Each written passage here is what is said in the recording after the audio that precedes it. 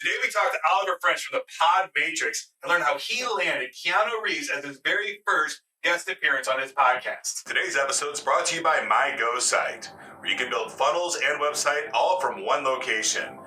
Easy to use, drag and drop builder. Build your first funnel today. Fully customized checkout experience, 14-day free trial, no credit card needed. Welcome back to today's episode of Clicks and Bricks. My name is Ken. Today I have Olivier French with me. He is the founder, and he's also the head of production at the Podcast Matrix. Yes. How are you doing today, Olivier? I'm doing very well. How are you?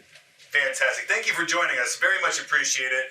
You're the first other podcaster that we've had on our show. So this so this should be a pretty interesting segment. I'm super excited.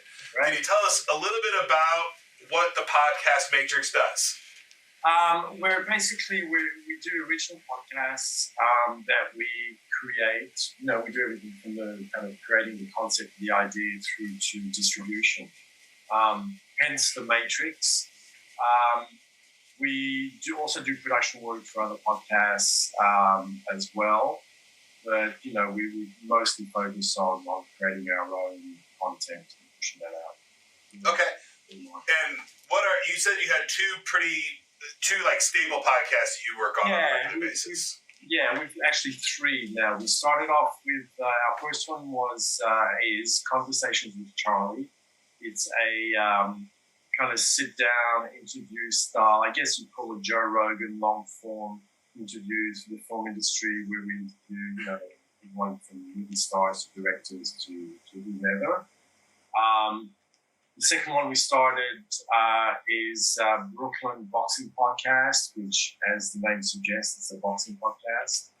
And that led us to a third combat sports podcast, the Fifth Street Gym podcast, which is based out of the world-famous Fifth Street Gym in Miami Beach, where Muhammad Ali trained in the 60s.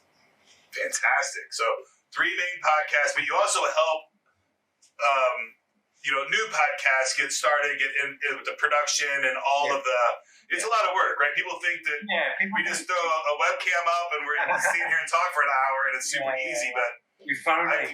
I can promise you, there's new technical challenges every single day. Like stuff that worked for months will just break randomly on you, and you got to figure out how to troubleshoot it. Connection. Yes, absolutely. So, if somebody wanted to some help starting a podcast, how would they get in touch with you? They can find us if you Google ThePodMatrix, it's actually one word, like the THEPODMATRX. Just Google us and you'll see we're all over the place. So we've also got obviously a website. You can go to our Instagram, ThePodMatrix NYC, and DM us. So there's many ways to get hold of us.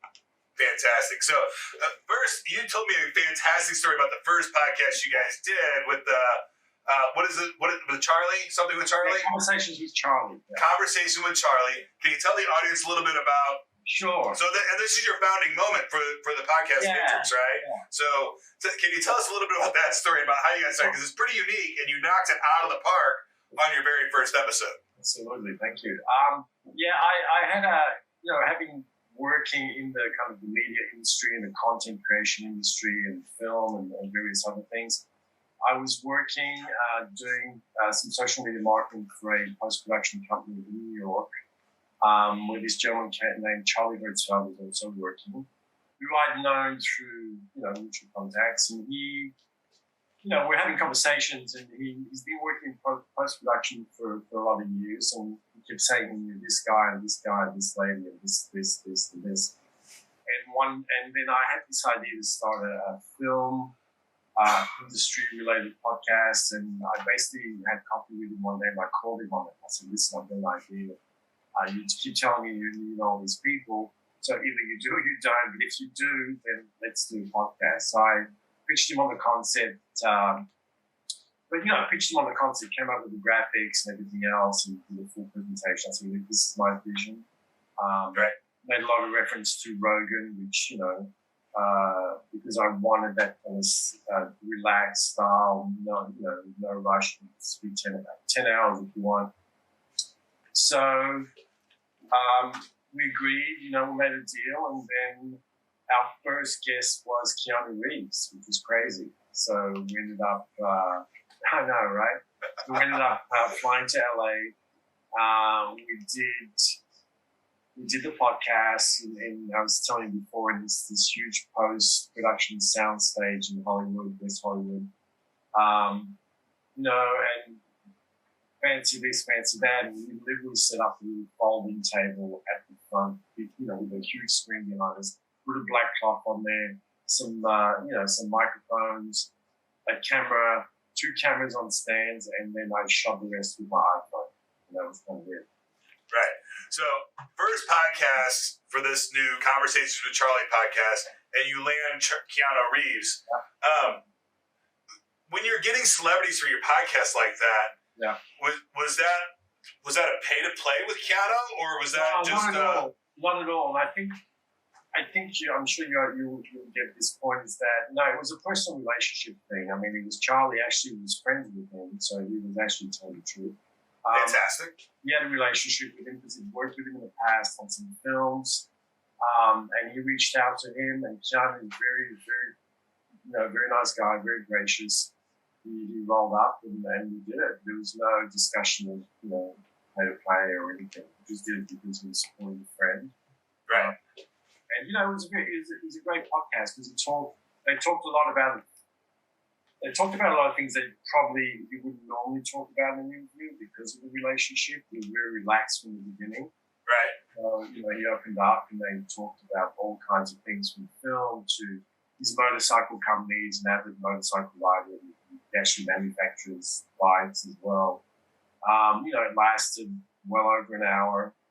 It was amazing. That's phenomenal. I mean, so Keanu Reeves is not just a regular celebrity, right? He's at the top of his game. He's a great guy. Yeah. Household name across the board, right? From, Dude, Where's My Car? To the stuff that he's doing now with The Matrix. you gotta bust him up a little bit, right? It was still fun comedy, right? I mean, it just shows that he's got a lot of range, right? From Absolutely the stuff that he's done, and he's been acting for a very long time. But he's also a huge advocate for human rights, and he does a lot of great work in our country and our world. So aligning yourselves with people like that is amazing. Can you tell us a little bit?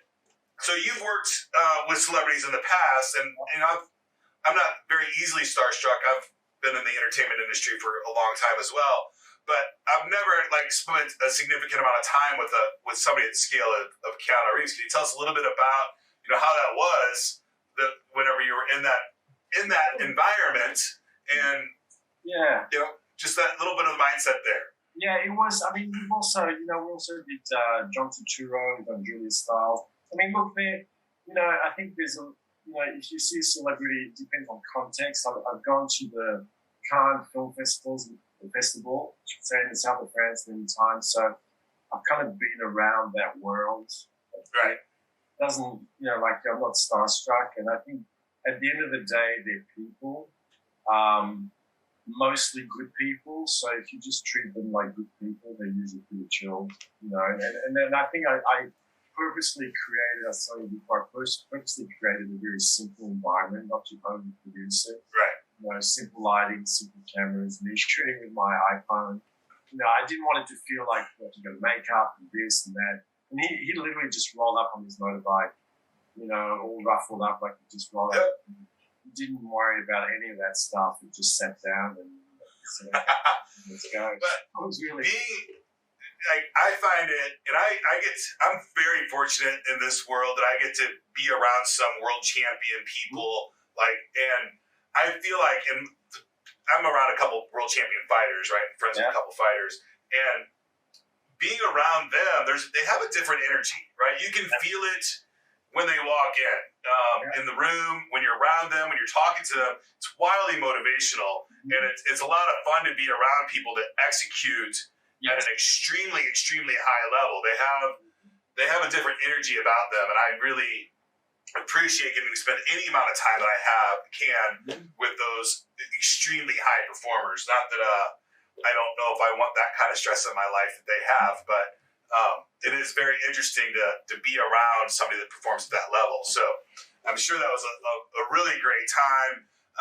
So Keanu's is your first podcast.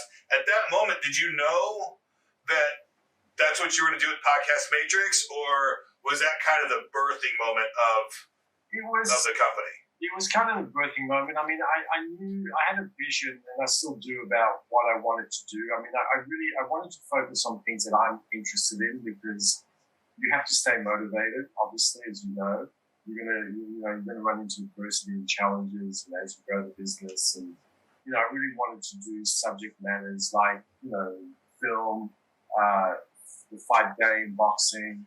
Right. I've got a luxury podcast in the works. Just basically sticking to what you love to do, so that way you can, the times that challenge you to keep going. Yeah, but sometimes in business, you're doing the thing that you love to do, and you come into these crazy challenges. Like, I have to be an accountant. I don't have to be an accountant. I have to hire accountants. Yeah. But I do have to do some accounting work, and I don't like it. It's not fun, right? But I do it. I schedule it out. I do it early in the morning, get it out of my way, and I move on with my life. So I absolutely agree with doing the things that you love to do, or at least associated with things that you love to do, right? Mm-hmm. In some way. So you're going to have times and days that are just bad. But if you're doing things that you love to do, like film and combat sports, I mean, those are two pretty high level things on my hobby list as well. And they're both wildly gratifying without the money, right? So if you can find a way to monetize those things that you really enjoy doing, then you should absolutely do that, and do it at massive scale. Today, we live in a world where you can kick off a podcast about anything, and really start chugging it and make a living, right? You might not make the millions, but I think there's room today to have, just really solid little businesses that you have a couple people running, talking about very niche stuff that people love to talk about or listen to. So I'm 100% in agreement with you. I think podcasts are only going to continue to grow and be better and better and better, and more niche, so people can get the exact kind of content that they like, which is really cool. Can you tell us a little bit about what year was the Keanu Reeves interview? And then 2000. That was 2019. Okay, so just pretty recent. This is pretty fresh. Kind of 6 months before the whole everything changed, right? It was pretty recent. I mean, we got into it pretty fast, and then after Keanu, we did a bunch of others, and then Fox and One came along. So things started moving, but I always knew from the beginning, and this is the hard part, I think, more so for even the host or whoever else is involved, is that again, it's a long play. You're not going to get rich overnight from it. You've got to build up your brand, you've got to build up your content library, you've got to, and you've got to keep going for people when basically no one following you, and you're only getting a couple of clicks, right? And you got lucky. Well, I mean, not totally luck, right? You saw an opportunity, you executed on it. You knew somebody that had these relationships. A lot of people call that luck. I would call it executing an opportunity. But so you were able to go and get a home run right out of the gate, but not everybody gets to do that, right? A lot of times, and I'm sure that you had a little bit of this, even with Keanu, with your first one, you start your podcast or your production, and then it changes over time. This isn't a world anymore to where you're going to create 16 episodes of a TV show and put it out and then hope that people like it. You get to put it out in real time, right? And then get feedback, the next couple of days, and then make changes on your very next episode. So did you see a whole lot of that through this journey with Conversations with Charlie? Yeah, I mean, yes. I mean, we started off just doing the full episodes. I think we knocked out like 6 or 7 full episodes first, just to get a little bit of momentum going. And then at that point, we kind of backtracked and started doing the clips, started chopping them up and pushing out clips to drive them to the main show. And then that led to, and it was still, we were all still learning, and we're still learning. We're always learning about the podcast world and how it's done. And look, I mean, frankly, I always use Joe Rogan's podcast as a model. Him being the most successful podcast on the planet. Right. It's a good model to follow. Yeah, so I really watched how he did it, how they split up the shows, how they promoted them, and kind of followed that. But, it's a lot of work, it's it's production work, it's like you do a podcast, you do branding, you do the sound, you do the video, you got to chop it up, it's like a work product, right? It's a lot. It's way more than most people think it is, I think. Yeah. Like, I think most people think, hey, you're just hanging out and talking. There's a lot of work that goes on the back end. With that being said, do you have some kind of recommendation, or do you think a best practice on how important do you think consistency of publishing a podcast is? Very, very important. I think, and you can see it in the numbers. We're talking mainly about video now, but there's also obviously the audio side of things, right? We're on both. I think consistency is key. I think as you build an audience, they want to see, they want to see things keep coming down the pipeline. So maintaining that consistency is, it's not always perfect, because sometimes getting the guests is not easy, or they fall through and you go a couple of weeks or whatever without doing a podcast. And I think that's what I've learned. That's why it's important to have, as you're building up a catalog, to have those clips and those, kind of reserved content that during those gaps you can keep pushing things out. Well, and so obviously I run a podcast, and we just got approval for next year to do 250 episodes next year, right? So super excited about that. But just imagine, these are half-hour episodes. We shoot 2, sometimes 4 a day, and the amount of hardware, computer hardware, servers that we have to have, editing hardware, all this stuff. It's pretty significant stuff that we have to have just laying around for quick jobs and things like that. It's a significant amount of hardware that you need to pull this job. Just maintaining the drives to store it all, because if you're constantly shooting stuff and you're filling up drives really quickly, and then you've got to make sure that everything's organized, and you've got easy access to the content that you may need on anything, depending on what's going on.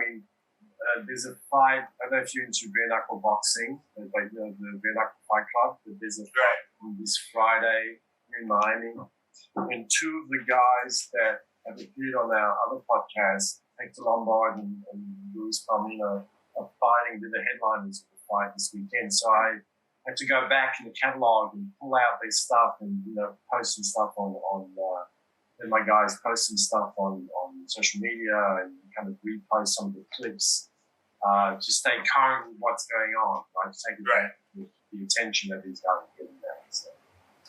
Now, you have a couple different, you have 3 different podcasts. One of them is a little more vague, talking with celebrities and film and video and stuff. And the other 2 are very, very niche, right? Boxing and fighting.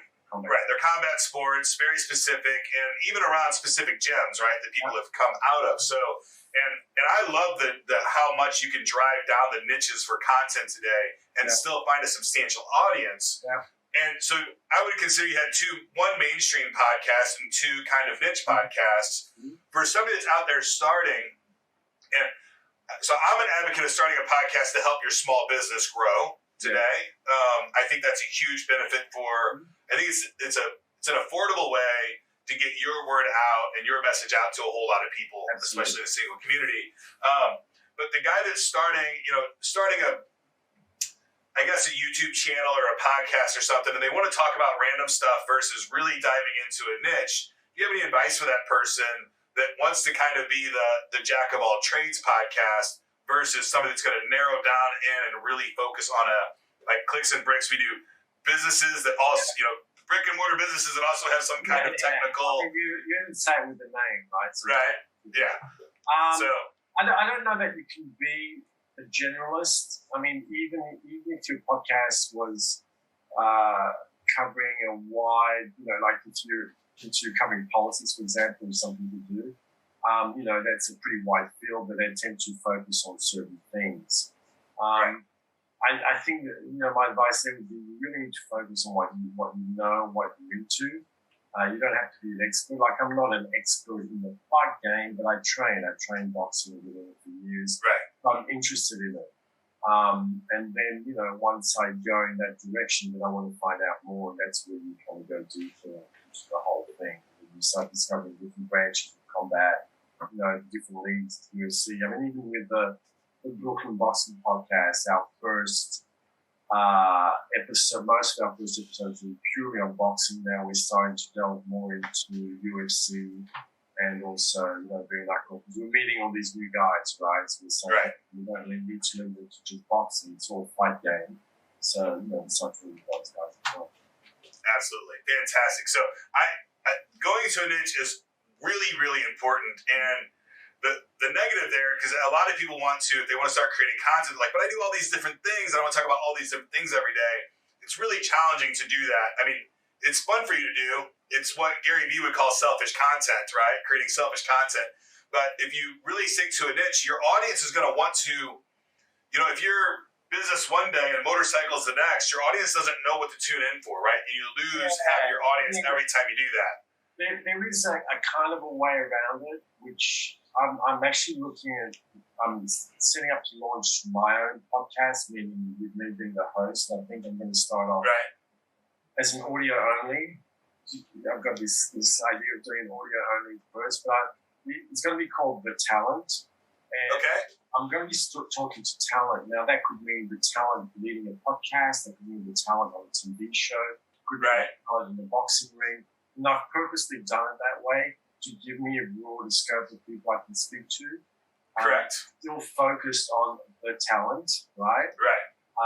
But that could be in so many different fields, and I'm doing that with that in mind specifically to talk to these people and to find out, similarly to what you're doing as well, how they got there, what motivates them, Absolutely, but you've taken a vague idea, or not even a vague idea, you've taken a specific idea and figured out how to make it more vague. Yeah. And really talking about the talent, which then narrows you down on who your audience is. And if you don't know who your audience is, give it up on day one, because you're lost, right? You're gonna make a whole bunch of content for nobody because you don't know who your audience is, right? You keep hopping around, and the audience for a show like The Talent would be people that want to improve their mindset or be performing at a higher level, right? And that's a very specific audience. Which is a big market, as you know. It's a wide market. I think everyone's to improve themselves. Yes. At some point, it will be every person on the planet. It just depends on if they're there right now or not. Yeah, exactly. Right? So, fantastic. Okay. Great. So, we've got your founding story. We know how you got started. You kicked it out of the park really quick with your very first guy. And then COVID hits. Yeah. And, you already mentioned, like, people don't show up for interviews and things happen, right? Life happens. It's not all just, lemonade and rainbows. Yeah. So, do you have any tips or tricks on how you overcome those really bad days? Super excited to have this interview and he doesn't show. You're bummed, right? You spent a lot of money on it. How do you overcome that? Well, I mean, look, COVID hit when we were we literally did 2 episodes of the boxing podcast in the studio, and then COVID hit.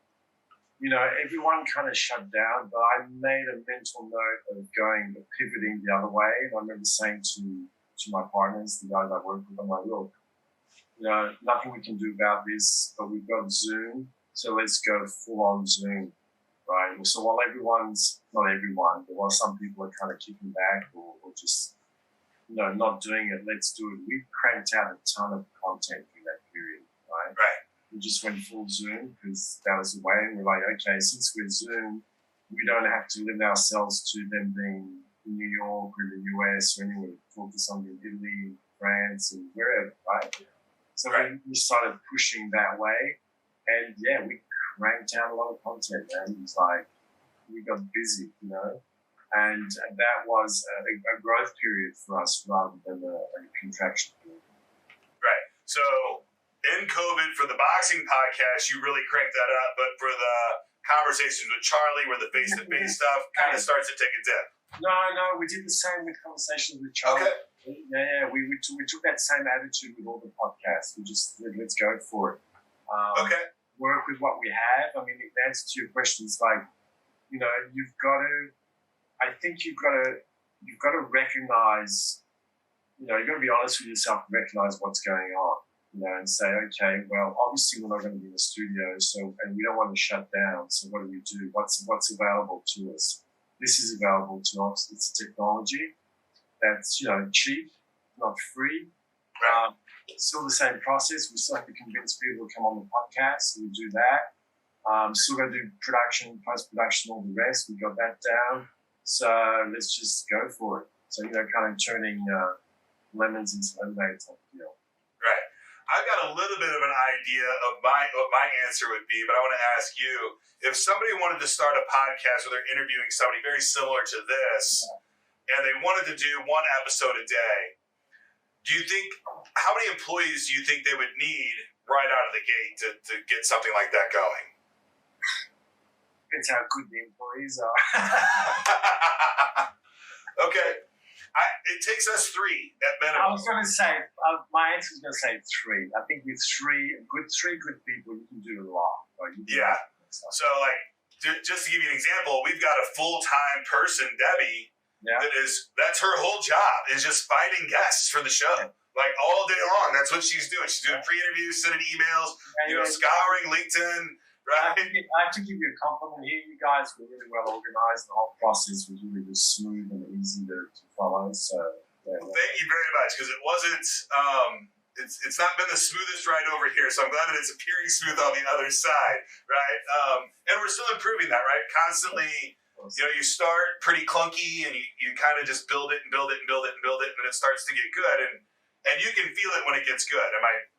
Would you say the same thing? Like, when you have a good episode, you can feel it in your bones, right? It's different. And you're still, you're figuring it out. With the editing, you've got to figure out your style and how you want to do it and how you want it. And once you build your models, everything from your intro, your outro, your graphics, and once you've figured all that out, it's kind of plug and play.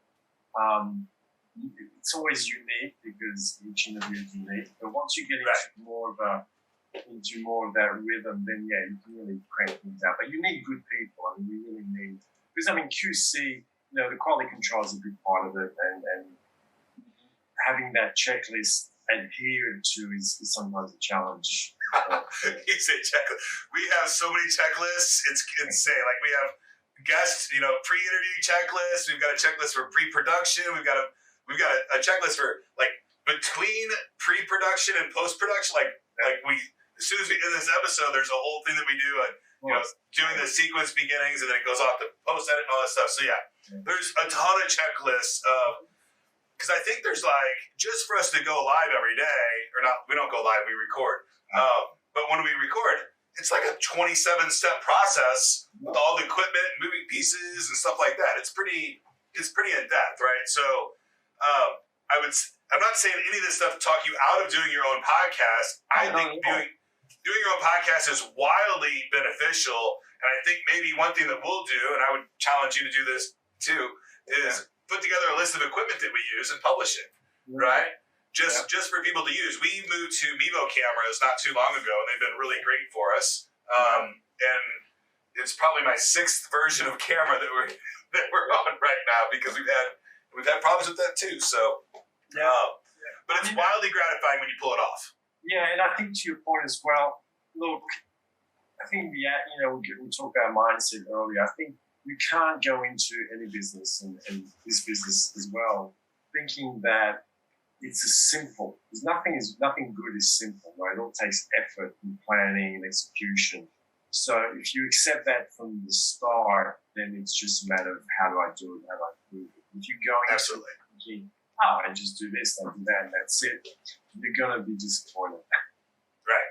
So at some point you're going through, and obviously the whole world's just gone through COVID, and we're all no stranger to adversity. And sometimes there's all kinds of reasons why when things start going well, the human brain gets really stupid, right? Starts scratching his head like, is this real? Like, it seems too easy. And you start throwing your own hurdles up in front of yourself. You have your self-doubt and all that stuff. Yeah. So when things are going well, how do you prevent yourself from going to that cruise control moment and saying, oh, everything's fine, I made it through that adversity, time to kick back and relax, when really that's the time that you should be standing up and really, really starting to run. And I find so many people that they just come out of adversity, they go right into cruise control, and it's so frustrating for me. I think it's important that we get as many tools in business owners' hands as we can, that whenever they get over that adversity, how do they now thrive? right? What are some of the tips and tricks that you use to really take your business to the next level when everything seems to be great? I think my analogy there is kind of training. I train pretty much every day, and it's the discipline of the consistency of the discipline.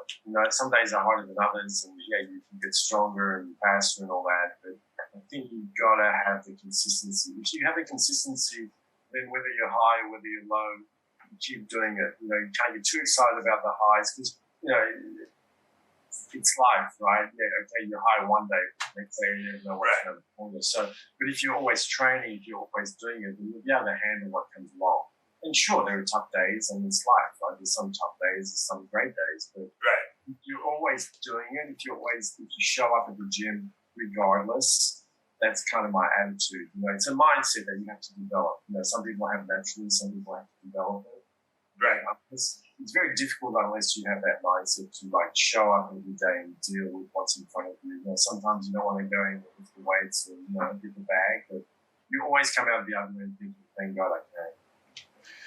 Yeah, on the hitting the bag thing and the workout, I literally feel sick sometimes driving to the gym. Like, man, I don't feel like doing it, and I do it anyway, and I leave, and I'm in a different boat right now because I'm a coach now, not necessarily there, so I get to just work out with the kids and I get my workout with them. But so it's a little different for me now. It's way more enjoyable helping other people do it than it is just do it myself. So that gives me that little hidden secret of creating value for somebody else.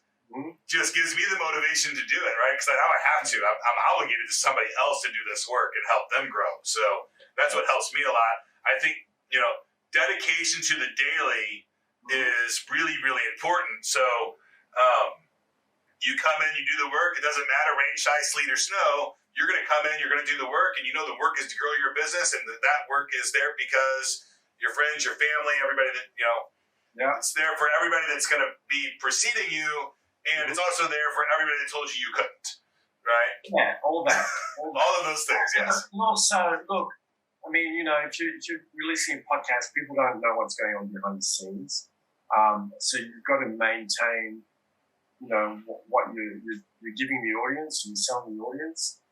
You've got to maintain that. They're not really interested in the fact that you weren't feeling great that day. They want to see the next day. No, I heard a great line the other day. The only person that cares about the excuse is the person giving it. Yeah. Nobody else cares about the excuse, right? They don't want to hear it. So, fantastic. Once you realize that, then you... Yes. All righty. So moving on to our last question.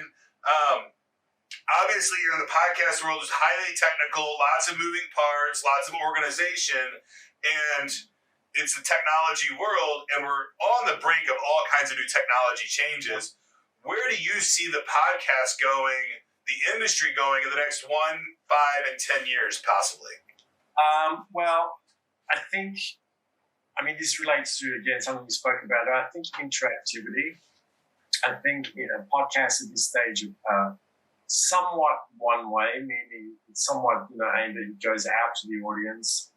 You can do something like, some podcasts do on YouTube. You do the super chats or the text and whatnot. That's been going on for a while. But I think the next level is more interactivity with what the podcasters are talking about.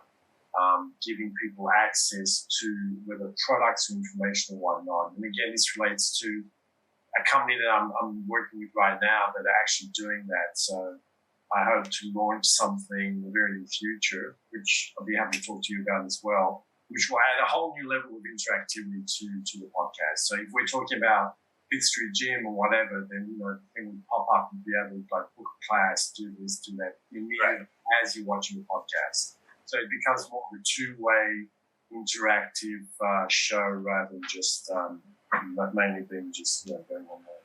Yeah, there's a lot of new technology coming out for that. I know we use a program called OBS, and it does our switching stuff. And I know there's integrations with Twitter and things like that. So if you're live, if somebody tweets, it will automatically just pop up on the screen. So that interactiveness is definitely, I think it's pretty new to the industry. I think individual podcasts like this are going to take over. We're not going to have I think we'll have our traditional TV shows long term, but I think they're going to continue to be far, far less. So it's going to be creators like you and I that are mostly interacting with people at their homes. Yeah, I mean, look, the numbers on some of these podcasts are crazy, right? I mean, obviously, if you talk about Joe Rogan, I mean, he gets more views than most of the networks. Right. Shows. So it's absolutely crazy. So, and you can do this starting tomorrow with an iPhone or an Android in your basement. Yeah, pretty much. I mean, look, the technology, the phones, whatever brand of phone you have, which is really a computer, right? It's pretty amazing what you can do now. I mean, you can literally run a business from your phone. I mean, you can literally absolutely from your phone to set yourself up that way if you want to. Especially if it's audio only, you can easily do it. If it's audio only, you can very easily do it now. And I don't even know if it would be more challenging or less challenging the less equipment that you have. Probably less challenging. If you're just doing audio only on an iPhone, man, the tech's pretty low end tech there. Yeah, right? It's amazing. I mean, I've used my iPhone in situations where the sound's gone down and as a backup, and it's always worked out fine. Just record sound straight to the phone, Absolutely. And there's services. We use Anchor FM to do our publishing out to all of the different platforms, right? So Spotify, iHeartRadio, we're on every single platform you can imagine, which makes tracking them really challenging. Yeah. Knowing how many viewers and listeners you have on each one of those channels is challenging. But, and I think, I don't think we pay more than $10 a month for Anchor. Yeah, I use a company called Captivate out of London. Okay, yeah. Who are great. They actually do provide all the metrics on where, how, why, who, and when. Oh, really? Okay. Yeah, pretty amazing. And it's like $20 a month. Oh, well, I think we have it on our budget to double for the if we could actually get statistics on our stuff, then that would be even better. So thank you for that tip. Great metrics. I can tell what countries are listening. This is for the audio side of things, right? What countries are listening, how long they're listening, and it's crazy. We have a huge following in India for our flight podcasts, right? India is a very. Have you read the book Hook Point? Sorry? Have you read the book Hook Point? The Point, no. It's a great book. It's written by the same guy that says, he wrote the book How to Grow 1 Million Followers in 30 Days on Facebook.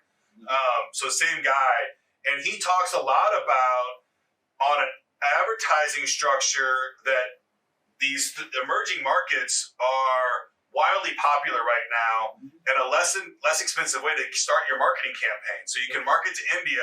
Facebook starts to really understand how you're marketing, and they set your basis on your advertising from India, which is way cheaper than advertising it to American eyeballs, right? So then you can take those same ads, test them in emerging markets, and move them to the States where you pay more per ad, but test those ads in your emerging markets because those countries are 20 years behind us in the business world, roughly, right? And they're using our advice to get to where they need to go. So I think targeting India and those other markets, I think is a brilliant way to get a lot of eyeballs. Plus, the other thing I found, which I found fascinating as this whole thing kind of developed, is the fact that you don't know where your audience is going to come from. It's really worldwide, right? And once it goes out on Apple and Spotify and a few of the others, and everyone gets it, people can listen to you anyway. It's pretty amazing. Right? Absolutely. Alaska to Siberia to... So if one of our listeners is out there, before we wrap up the show, and they're on the fence about starting up their podcast, what advice would you have for that person today? I think the advice I would have is get really clear. Ask yourself what you want to do with the podcast. What's the end game? Is it just to inform people? Is it to do it as a business? Is it to do it as a hobby? Just really know what the reason you're going in it for, and then learn as much as you can and go for it. But don't wait, because I think the risk ratio of doing a podcast compared to making a TV show is really quite insignificant. You know, you're not going to lose a ton of money. You're going to lose some time and some effort, but that time and effort invested will always be applicable to something else in that world or in media or whatever. So there's no real downside, right? There's no real downside. It's just like, you know what you want. Go into it with a vision, like everything, but going to, if I'm going to do podcasts about whatever, you know what it is you're doing, and then go for it. And, I mean, there's competition, yeah, sure, but it doesn't mean that yours won't break through if you make it, you know, interesting enough. And I don't think there's any competition for you being you.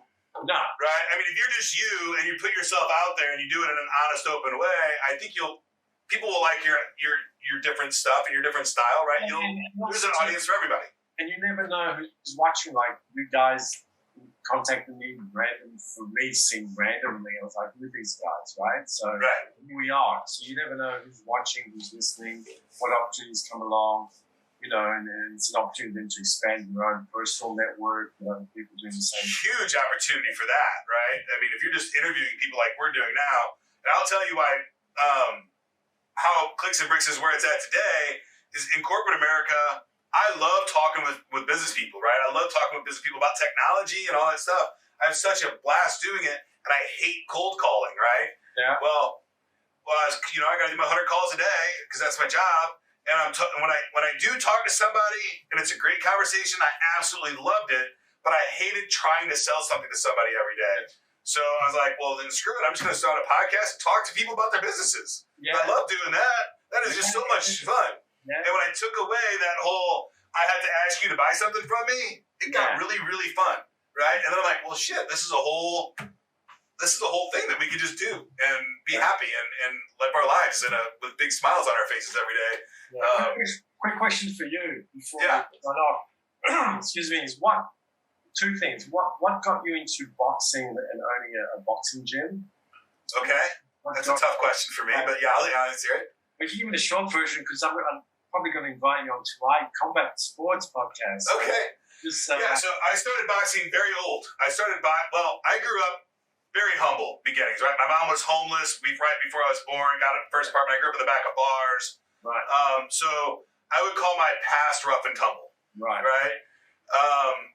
Started doing business stuff when I'm in my whole life. I've been starting businesses and doing that stuff. But, got into my current spot about 20 years ago. Really got into corporate America, really liked the grind, all that stuff. But I'm an extreme guy, so my happy hours would end up, starting at 4 and ending at 4. Yeah. And I got 2 weeks before my 40th birthday, I was in the hospital thinking I was dying. Yeah. And I was going into liver failure, was what was going on. So the doc's like, well, you can quit drinking today and I'll help you. You got to find out something to do. Or you can go home, have a drink. You'll feel better, I promise, as soon as you have your first drink, but you're going to be dead in 2 or 3 years. Yeah. Right? So I knew right then. I started Smart Recovery, got on the other meds to help me get off, which ended up being a bigger problem later. And then boxing is what helped me. Hitting the heavy bag is what got me through that mentally. Right? And I don't know that I would have gotten through those 2 years without boxing. Yeah. And so I started, boxing for fitness kind of stuff. And then I competed in Golden Glove St. Louis in 2020. And I got to the championship match and I lost. So, but it is what it is. I got to the championship match, though. I had a couple of buys and a couple of wins on my journey to get to the championship. But I made it to the championship fight and I lost to an 8 count in the first round. But I got to do it. I got to walk down the aisle. I got to be in the ring. I got to do all those things. So that's why my addiction to things got me into boxing. And now that I'm working with the kids and teaching them the skill, I could not in a million years imagine a better place for me to be. Yeah, it's an amazing sport on so many levels. I mean, it teaches you so much. Even if you just do it as training like I do, I mean, I've never fought, but it's just, So my kids now, when I see a kid come in, a little bit overweight, kind of lethargic, not doing stuff, and then 4 months later they're just machines that are destroying life, and it's their mindset's different, their bodies are different, everything about them is they're humbled, right? I like boxing because it humbles the hell out of you. But it also gives you that motivation to really, really, really try hard. So it's you get so much from a combat sport that I couldn't begin to explain all the benefits that you get whenever you get in a ring. Right? Just being able to manage your emotions better. Right? I know 100% of my staff is happy that I can manage my emotions better than I could 5 years ago. Yeah, and just be able to go at the end of the day and hit the big bag, right? Yes, absolutely. And today I get to spar, right? Because I have sparring classes at my gym, and it's really I let them just pit me for 3 minutes or try to block a little bit, but it's a lot of fun because my gym is all about inclusion, and so we have boys in there that and adults in there that just couldn't go into a regular what you would consider a boxing gym, right? Because they would be fodder for fighters coming up and stuff like that, and we just don't play those games at my school. And that's why we went to a boxing school, not a boxing gym. We teach the skills of boxing to help you through lifestyle and mindset is where we really focus. So it's been a huge blessing for me. If I can take anything from my alcoholism is now I have a boxing school. And I couldn't be happier for it. So that's great. That's great. Yeah, it is fantastic. So did you say you had 2 questions or just the one? That'll do. That'll do. You're on the podcast. Yeah. Awesome. So thank you so much for your time today. I had a blast. And we will definitely talk again. Yeah. That's it for today's show, folks. Thank you so much for joining us. Get to work.